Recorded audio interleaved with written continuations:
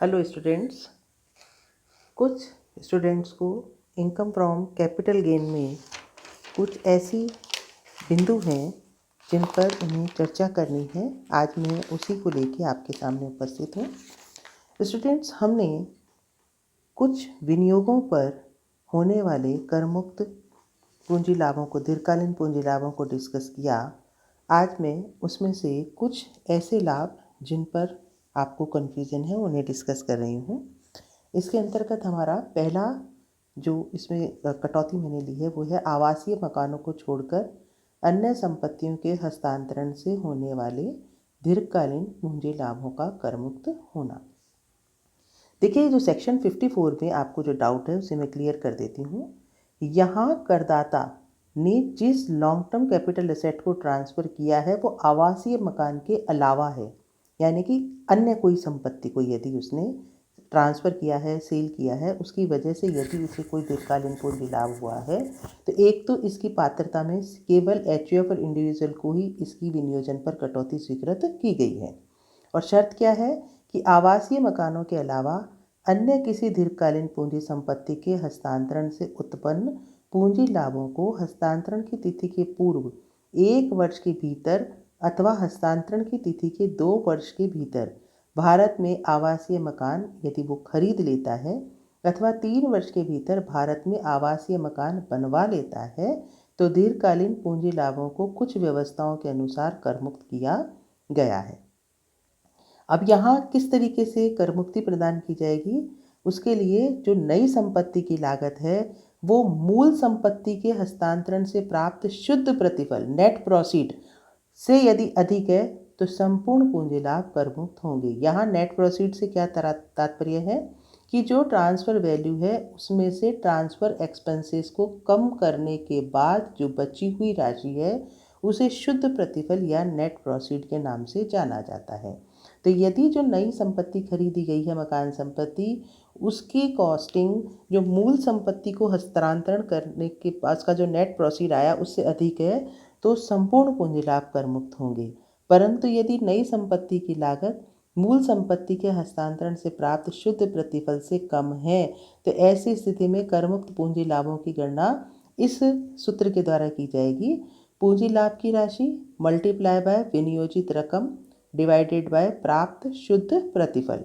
Net proceed से हम उसे डिवाइड करेंगे तो जो राशि आएगी यानी कि आनुपातिक रूप से करदाता को कटौती स्वीकृत की जाएगी।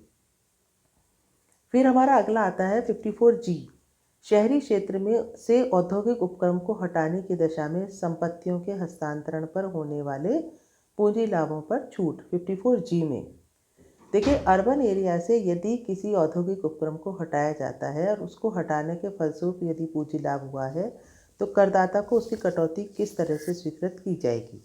शर्त क्या है कि औद्योगिक उपक्रम को गैर शहरी क्षेत्र में ले जाया गया हो और करमुक्त राशि की सीमा क्या है, मशीन एवं प्लांट, भूमि एवं भवन में विनियोजित राशि एवं निर्दिष्ट बैंक में जमा करवाई गई राशि पूंजी लाभ की बराबर राशि तक है। यदि है तो वो करमुक्त होगी।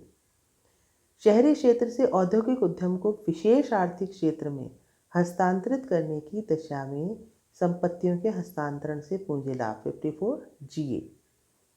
देखो, यहाँ आपको ध्यान रखना है, एक शर्त रखी गई है कि विशेष आर्थिक क्षेत्र से में उद्योगों को ले जाने पर, विशेष आर्थिक क्षेत्र को हम सेज के नाम से जानते हैं, अगर आपने सुना होगा, स्पेशल इकोनॉमिक जोन, सेज के नाम से हम जानते हैं। तो विशेष आर्थिक क्षेत्र में यदि उद्योगों को ले जाया जाता है और भूमि एवं प्लांट, मशीनरी एवं प्लांट, भूमि एवं भवन में विनियोजित राशि एवं निर्दिष्ट बैंक में जमा करवाई गई राशि पूंजी लाभ के बराबर राशि तक वो क्या होगी, करमुक्त होगी।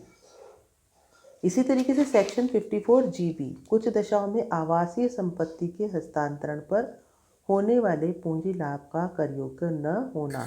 कौन सी परिस्थितियां हो सकती है, इसकी आधारभूत शर्त क्या है, आवासीय संपत्ति के विक्रय से प्राप्त शुद्ध प्रतिफल को पात्र कंपनी के समता अंशों में विनियोजित कर दिया जाता है। यदि करदाता क्या कर रहा है, आवासीय संपत्ति को हस्तांतरित करने से जो शुद्ध प्रतिफल नेट प्रोसीड आ रहा है उसे यदि पात्र कंपनी से, या क्या तात्पर्य है, जिसे निर्दिष्ट किया गया उसके इक्विटी शेयर्स में यदि विनियोजित कर देता है तथा पात्र कंपनी द्वारा ऐसे अभिदान से प्राप्त राशि को 1 वर्ष के भीतर नई पात्र प्लांट मशीनरी एवं मशीन प्लांट एवं मशीनरी को क्रय करने में यदि वो उसे लगा देता है तो ये जो पूंजी लाभ उत्पन्न हुए हैं ये क्या होंगे, कर मुक्त होंगे। इसमें भी पात्र करदाता किसे बनाया गया है, इंडिविजुअल और एचएफ को, यानी कि अन्य किसी करदाता को यह कटौती स्वीकृत नहीं होगी। कर मुक्त पूंजी लाभ की गणना हम किस तरह से करेंगे, पूंजी लाभ की राशि मल्टीप्लाई बाय नई पात्र संपत्ति में विनियोजित राशि डिवाइडेड बाय प्राप्त शुद्ध प्रतिफल।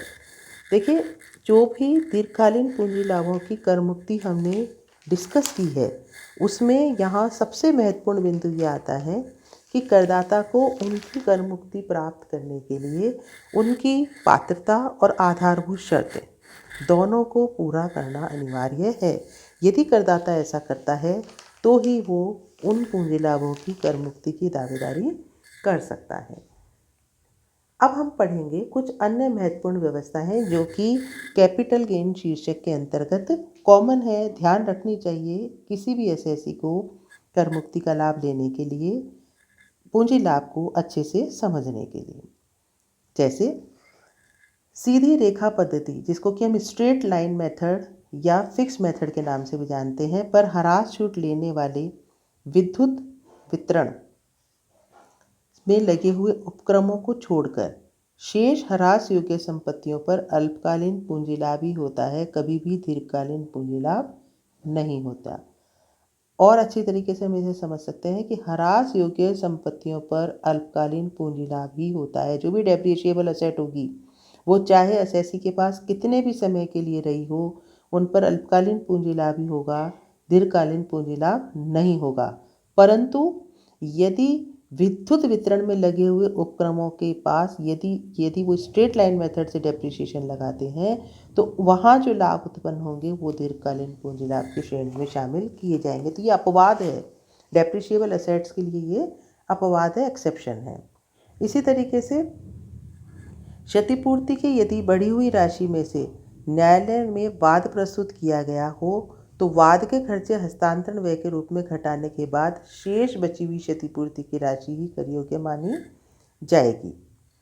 ठीक इसी तरीके से यदि कोई पूर्व मालिक से संपत्ति प्राप्त होने पर उसे इंडेक्सिंग उसकी यदि की जाती है, उसका निर्देशांक किया जाता है, तो उसकी निर्देशांक उसी वर्ष का काम आता है जिस वर्ष में यह पूर्व मालिक को प्राप्त होती है। इसी तरीके से बोनस अंशों के निर्गमन की तिथि को ही उनके प्राप्त करने की तिथि माना जाता है। फर्म के विघटन पर साझेदारों द्वारा ली जाने वाली संपत्ति का विक्रय प्रतिफल बाजार मूल्य माना जाता है। साझेदारों द्वारा तय की गई राशि को नहीं माना जाता। ठीक इसी तरीके से करदाता के पास किसी संपत्ति की अवधि ज्ञात करने के लिए पूर्व मालिक की अवधि को भी जोड़ा जाएगा। यदि पूर्व मालिक से संपत्ति भेंट में यानी कि गिफ्ट के रूप में या वसीयत में अर्थात बिना प्रतिफल के यदि हस्तांतरित होकर प्राप्त हुई है तो पूर्व मालिक की अवधि को भी शामिल किया जाएगा। तो ऐसी कुछ महत्वपूर्ण बातें हैं जो कि हम अन्य साधन ये पूंजी लाभों की गणना करते समय ध्यान में रखनी होगी यदि करदाता को उस पर कर मुक्ति का लाभ लेना है। इसी तरीके से मान लीजिए बोनस, हमने पढ़ा कि बोनस अंशों की जो लागत होती है वो 0 होती है, परंतु ये बोनस अंश करदाता को 1 अप्रैल 2001 के पूर्व ही प्राप्त हो गए हों तो वह 1 अप्रैल 2001 के उचित बाजार मूल्य को इनको प्राप्त करने की लागत मान सकता है। तो यहाँ आपको एक चीज़ ध्यान देनी है कि वैसे बोनस अंशों को प्राप्त करने की लागत 0 होती है, परंतु यदि ये एसएससी को 1 अप्रैल 2001 के पहले ही प्राप्त हो गए हैं तो ये उसे एक अधिकार या अवसर दिया गया है कि वो इन बोनस अंशों का 1 अप्रैल 2001 को जो उचित बाजार मूल्य है वो इसकी लागत मान सकता है। इसी तरीके से देखो, व्यापार की ख्याति, किसी वस्तु के उत्पादन का अधिकार, किराएदारी का अधिकार, ट्रेडमार्क एवं ब्रांड नेम, मार्ग परमिट तथा करगा घंटों, व्यापार अथवा पेशे को संचालित करने का अधिकार आदि स्व अर्जित संपत्तियों के पूंजी लाभों को कर योग्य बना दिया गया है।